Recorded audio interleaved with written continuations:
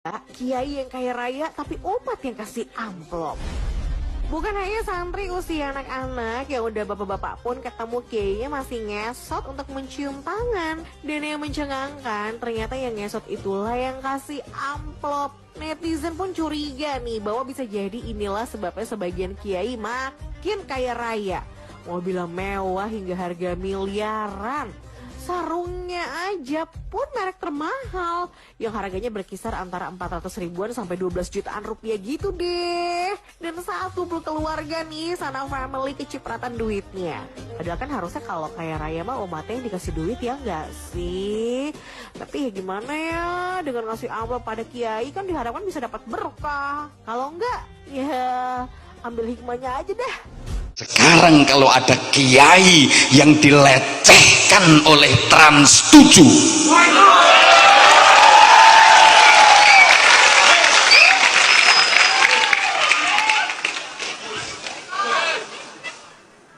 ya jangan hanya diboikot, cabut izinnya.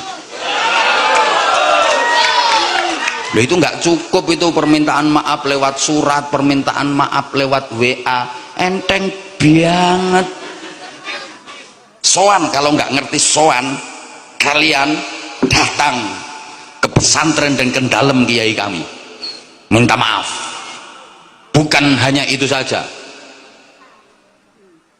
permintaan maaf secara live dan ditayangkan di TV nasional, sebagaimana kau memframing kiai kami yang kau tayangkan di TV nasional itu. Setelah itu bikin tayangan-tayangan edukasi yang baik-baik tentang pesantren, bagaimana menanamkan ilmu, bagaimana membangun iman, bagaimana mendidik moral, bagaimana membangun akhlakul karimah.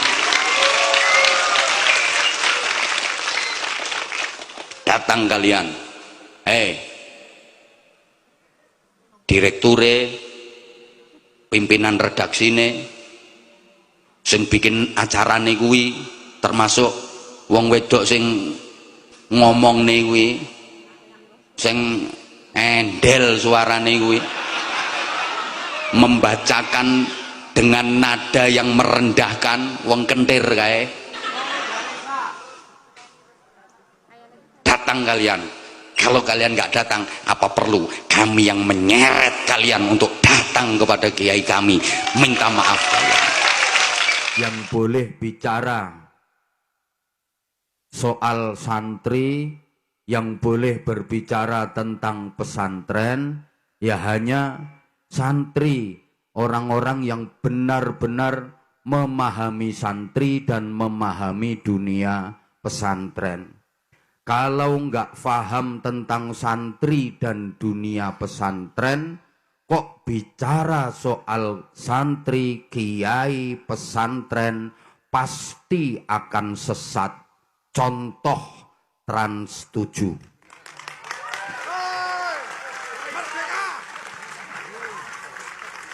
Bikin narasi yang ngawur. Bahkan fitnah yang sangat keji terhadap kiai, melecehkan santri, merendahkan pondok pesantren.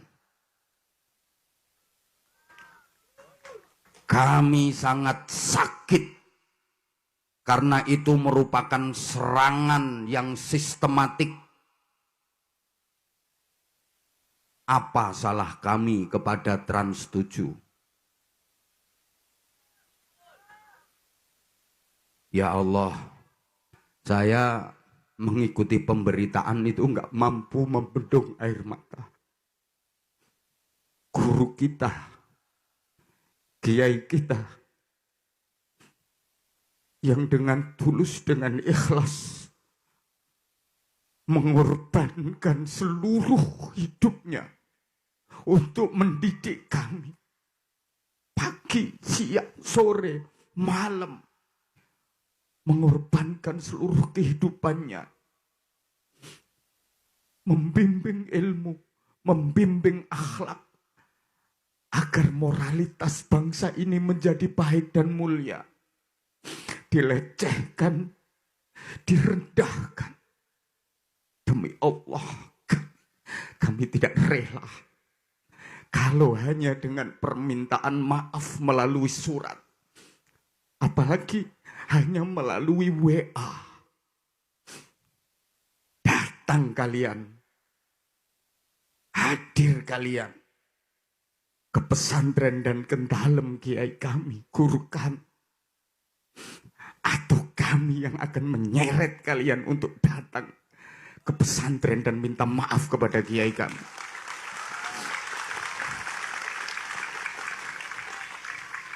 Sebelum Republik Indonesia ini berdiri, pondok pesantren sudah kokoh berdiri. Dan dari pondok pesantrenlah cikal bakal negara kesatuan Republik Indonesia ini. Dengan dimotori oleh para kiai, para santri yang digembleng di pondok pesantren. Yang di kita itu ulama mengajarkan kita dengan adab yang luar biasa. Dan itu punya sanad tersambung sampai ke Nabi. Salah satunya apa? Cium tangan. Nah, itu diantara khuluk, adab. Dan itu ada sanadnya. Jadi kalau khuluk silahkan terapkan di tempat masing-masing. Anda ke Timur Tengah, ketemu Syekh Timur Tengah, cium tangan begini, dia tidak terbiasa. Dia akan katakan, jangan cium tangan begini, peluk aja. Karena adatnya begitu. Di kita mungkin berbeda. Begitu ketemu dengan guru misalnya, syekhnya, dia cium tangan, adabnya seperti itu. Nah, mesti belajar sampai ke situ. Saya ngeliat ada beberapa konten tuh yang tidak tepat. Adat di Timur Tengah dibawa diterapkan ke sini. Dalam konteks khuluk nggak sama. Sehingga menjadi suul adab. Ketemu kiai, ini orang ngaji juga belum pernah, baca Quran belum lancar, andalkan terjemahan. Ketemu dengan ulama yang sangat luar biasa, kiai besar dan sebagainya, salaman pengen begini. Anda kebayang nggak? Anak TK, anak SD diajarin salaman begini kepada orang tua yang di atasnya. Kan di adat kita tidak masuk. Al-adatul muhakkamah di usul fikihnya, tradisi itu menjadi hukum sepanjang dipandang baik oleh agama. Trans 7 boikot Gus, wis jelas untuk pamflet disebar, boikot ditutup ae. Trans 7 diboikot, ditutup. Ken duit dicacah kuwi nggih kantor Gus Ikdam official. Cabang DKI ya. Mengira iso ngelola, karon nggih menyiarkan kebaikan. Trans 7 ini sapa to? Baru Tanjung. Golek ana nomere. Anak singkong iki. Lah yo golek ana nomere. Ayo pira. Ditutup ae, logone didukne, gantinen YouTube-mu kuwi. Ora ngono nggih gudang sonmu kuwi ora apa-apa. Makanya ketika seorang santri terus nesu, ngamuk, ya benar itu ada beberapa alumni Himasal, beliau menyampaikan, berbicara tentang kecewa, ya kita kecewa dengan apa yang dilakukan oleh Trans 7. Ya memaafkan.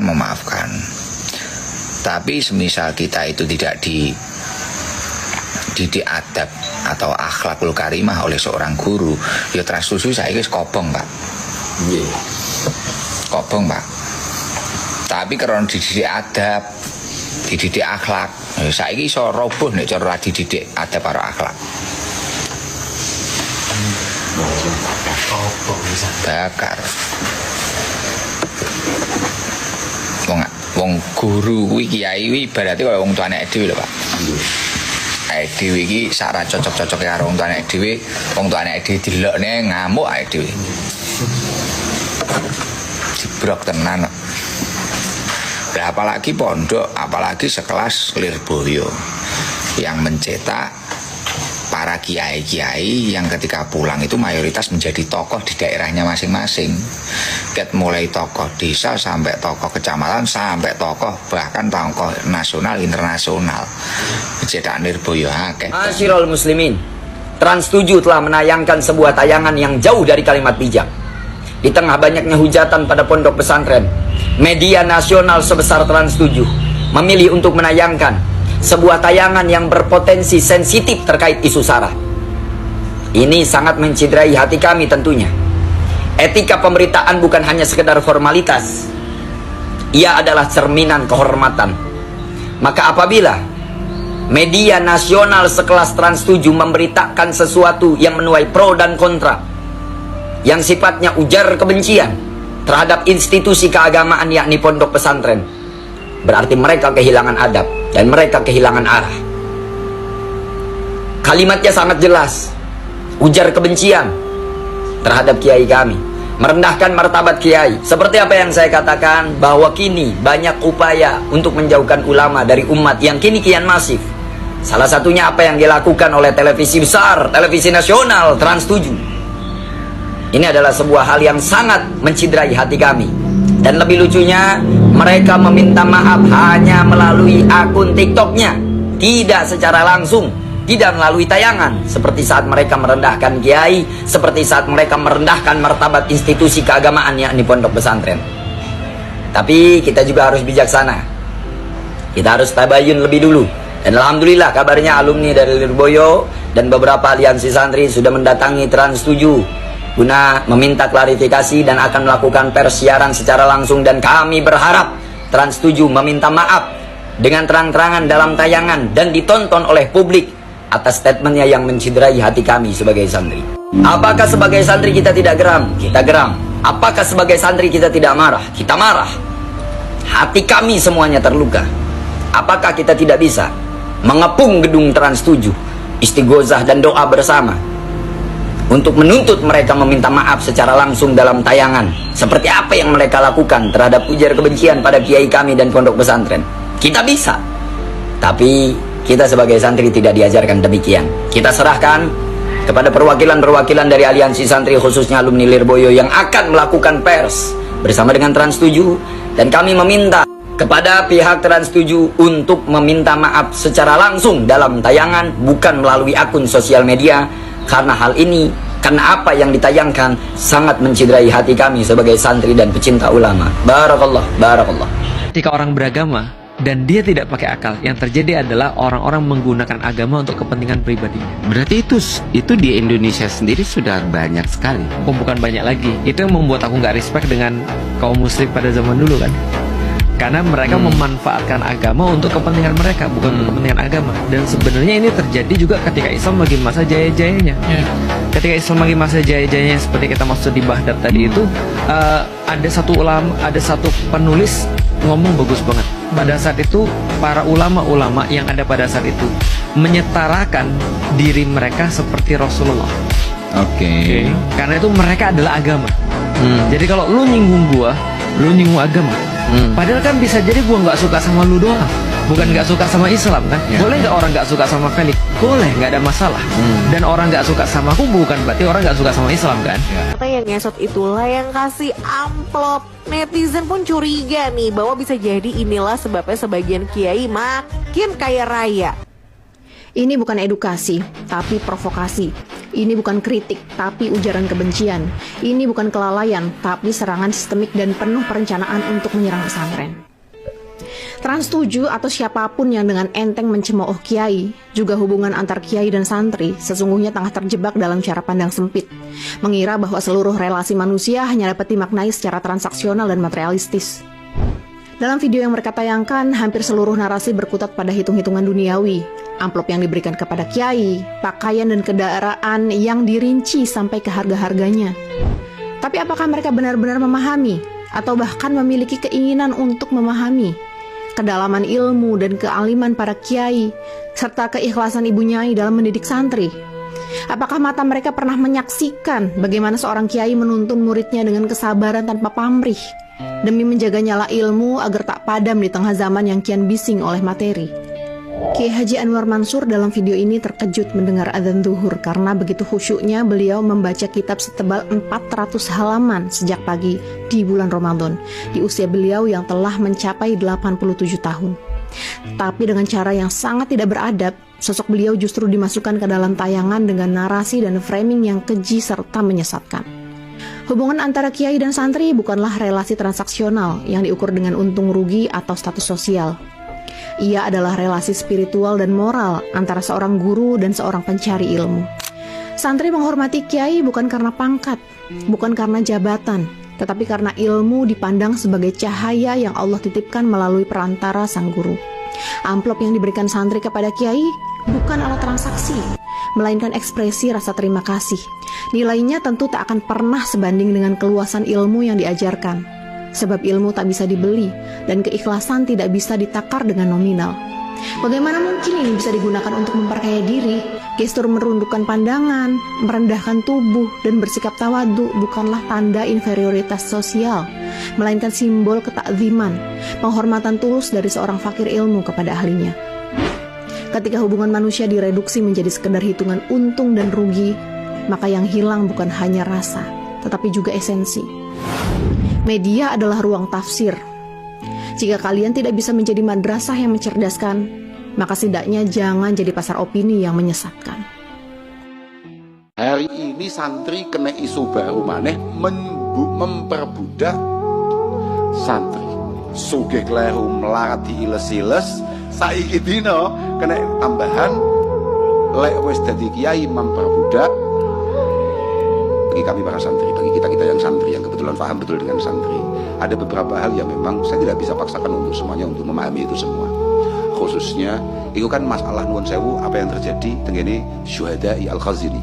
Diawali dari sana kan, diawali kecelakaan atau musibah yang sangat luar biasa yang dialami saudara-saudara kita yang di pondok pesantren Al-Khazini. Kemudian beberapa pondok-pondok di komentari atau di soroti terkait beberapa hal yang dianggap menyimpang oleh mereka, diantaranya adalah perbudakan. Bagi kami para santri niku sing digawe contoh dilalah kersane Allah Subhanahu wa taala, dilalah Pondok Lirboyo, pondok paling gagah se Indonesia.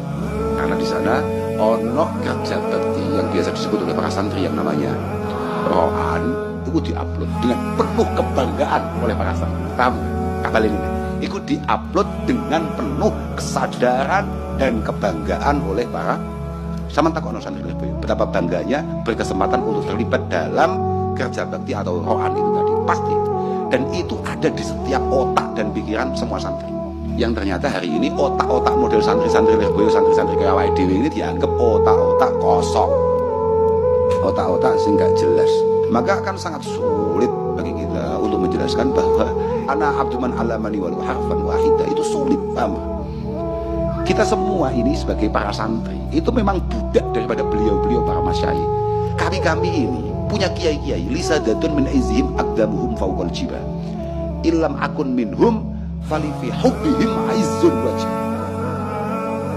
Bahwa kami ini memang punya guru-guru, punya kiai-kiai yang mohon maaf kami sangat rela. Ya memang sekosong itu otak kita, setolol itu otak kita para santri. Tadi aku juga iso jelasnya ngene wong-wong kuwi. Dan saya juga gak pengen menjelaskan apapun kepada mereka yang kebetulan bukan santri. Ini aku mau cerita toh, hanya untuk pengingat bagi kita para santri. Kamu tidak usah panik, karena memang kita tidak perlu menjelaskan itu. Selain kita nggak punya kemampuan menjelaskan, memang kita tidak punya kewajiban menjelaskan. Karena kita ini punya satu keyakinan bahwa li sadatun min izhim aqdamuhum fawqal jibal ilam akun minhum fali fi hubbihim izzun wajah. Bahwa kita ini para santri, jangankan kok hanya untuk ikut apa mau beliau jalan saja.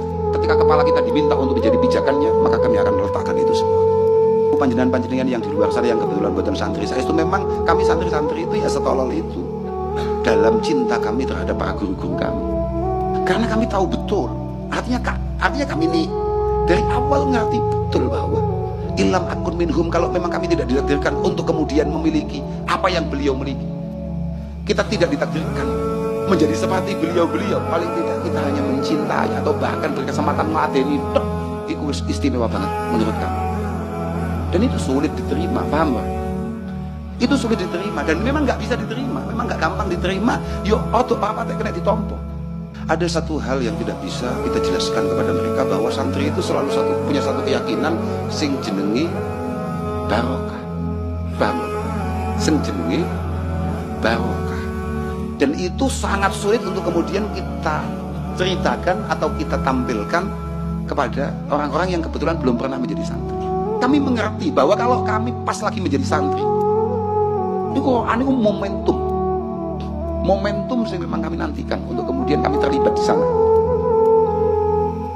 Mergo idza aradallahu bi 'abdin khaira razaqahu khidmatas salihin wal ahya. Itu Imam Ghazali, paham? kita ini memang takdirnya berhasil. Ketika santri itu dilalah ditakdir Allah Ta'ala jadi santri sing hasil, maka dia akan dikasih kesempatan oleh Allah untuk ngeladeni wong-wong solih, wong-wong istimewa.